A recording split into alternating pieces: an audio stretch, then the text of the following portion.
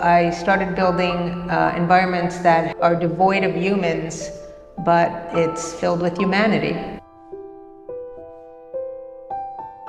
These images were really fun to make, and I enjoyed the idea of creating worlds that of my life past. My work is more of a dream. It's more of a realized dream where things are just a little bit off. When you look at my work, you'll see that it will jostle your memory into certain areas that are all familiar to all humans. Some of them are horrible, but they're horribly beautiful. You know, I mean, it's overwhelming. You look at these images and you're so moved. Hello, my name is Jada Fabrizio. I am a staged photography artist. I build diorama, and I light them and photograph them. Most of my work is about memory and space, and recently I've been working on a series that is an appreciation of the environment and the human effect on the environment. So climate change and the effects of climate change.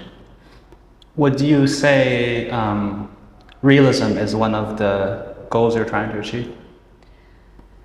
It's not really realism, it's almost surreal realism or fantasy realism, because I make everything in my studio, so it's almost as real as I want it to be.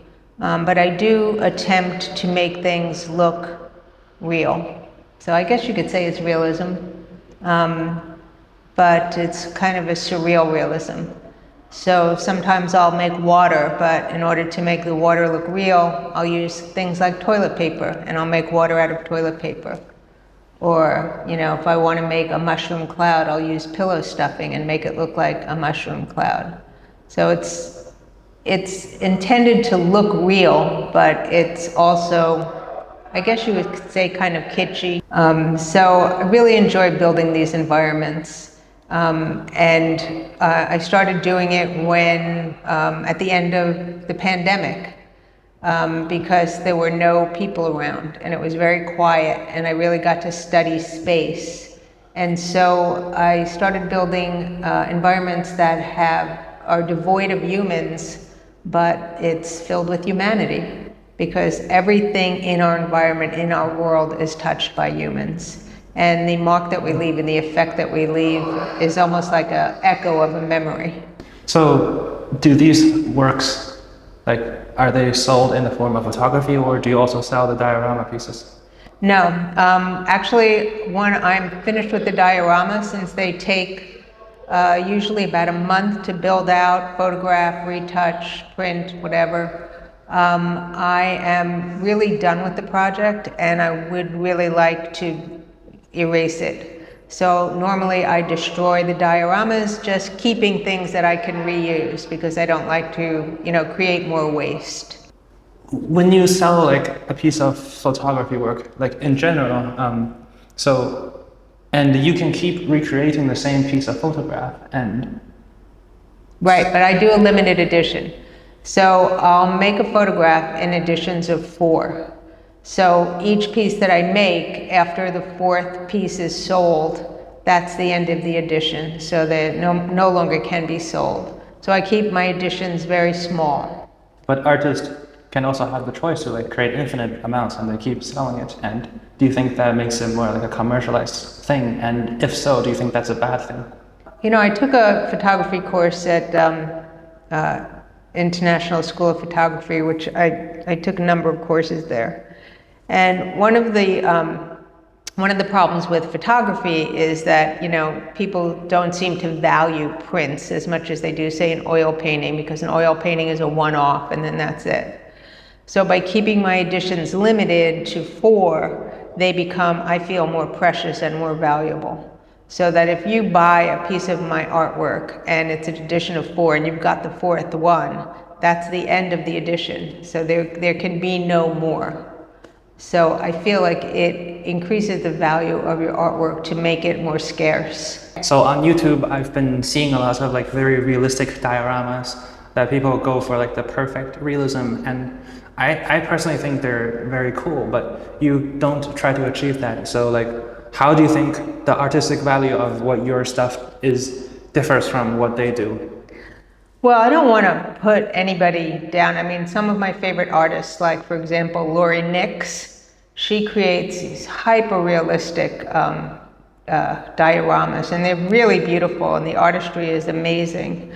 But from my perspective, my work is more of a dream. It's more of a realized dream, where things are just a little bit off. For example, the scale is a little off, the perspective is a little off. These things couldn't really exist in reality, but they all carry a message. Some of the messages are personal, some of the messages are surreal, but I think my work leads people to a more open interpretation of what the work means to them.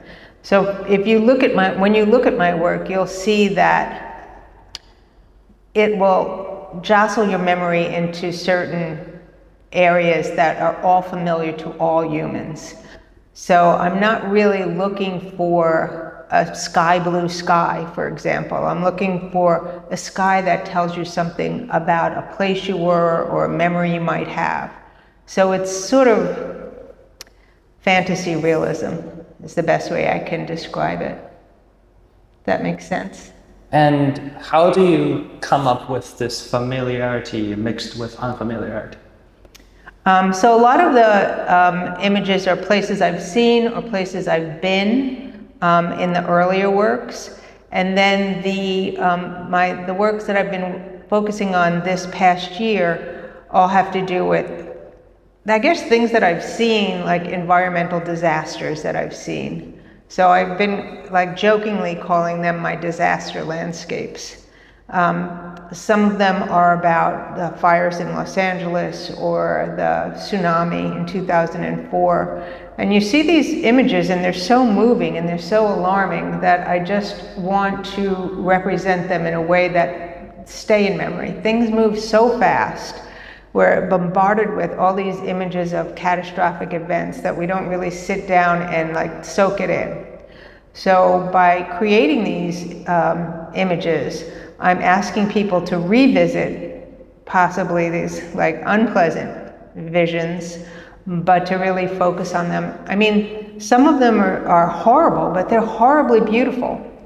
You know, I mean, it's overwhelming. You look at these images and you're so moved. So For this kind of art in particular, AI can make it with a prompt in a few seconds. AI. I use AI to remove things sometimes, like if there's an edge of some, you know, I'm moving into a bigger studio, so hopefully I can build bigger dioramas. But sometimes to get the focus that I want, I have to move really far back, and there'll be a corner of a table or, you know, something, you know, part of some of the, you know, cinefoil in the image, and I'll use AI to remove that because it does it beautifully. Before AI, though, I used to remove it in Photoshop, but it was just more cumbersome. You know, I'll use it to smooth the edges out, but I feel that by actually building these things by hand and making things without the use of AI and painting the skies instead of sticking an AI sky in there, I just feel it has more to do with me.